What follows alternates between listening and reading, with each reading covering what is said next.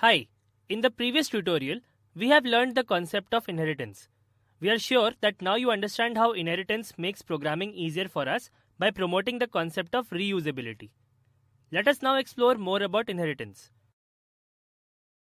There are 5 forms of inheritance, namely single inheritance, multiple inheritance, hierarchical inheritance, multi-level inheritance, and hybrid inheritance.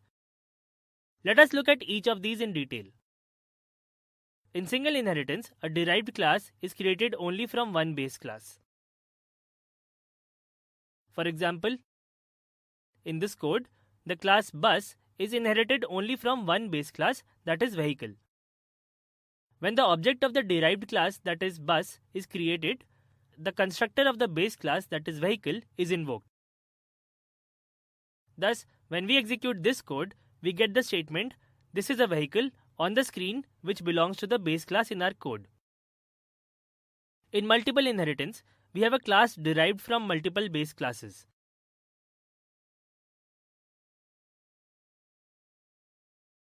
For example, in this code, the class bus is derived from two base classes, that is vehicle and four-wheeler. Here, the object of derived class invokes the constructor of both the base classes. The class vehicle has a statement "this is a vehicle" and the class four-wheeler has a statement "this is a four-wheeler vehicle." When we execute the code, we get both the statements on the screen. In the hierarchical type of inheritance, multiple derived classes can be derived from a single base class. Here's the code to understand this better. In this code, scooter and bus both are inherited from the same class, that is vehicle. So, when we create the object of type scooter and bus, both of the objects invoke the constructor of the class vehicle. Thus, when we run this code, we get the statement "this is a vehicle" twice on the screen. In multi-level inheritance, a derived class is created using another derived class as base. This creates multiple levels of inheritance. Here's a code demonstrating multi-level inheritance. In this code, the class automobile is inherited from the class vehicle. Further, the class bus is inherited from the class automobile. When we create an object of type bus, the constructor of both of the base classes, that is vehicle and automobile, are invoked. Here, the class vehicle has a statement "this is a vehicle." The class automobile has a statement "an automobile uses motor to run," and the class bus has a statement "bus is an automobile." Thus, when we execute the code, we get all these statements on the screen. The hybrid form of inheritance is a combination of more than one inheritance type.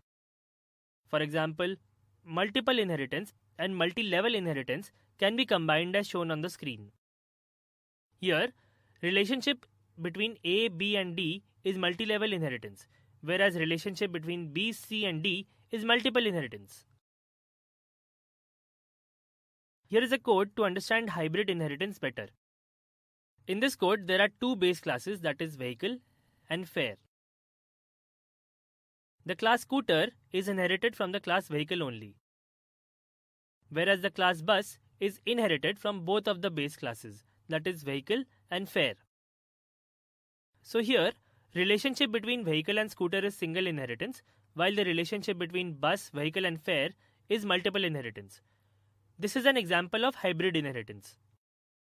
It is clear from the output of the program that when we create an object of class scooter, the constructor of the class vehicle is invoked.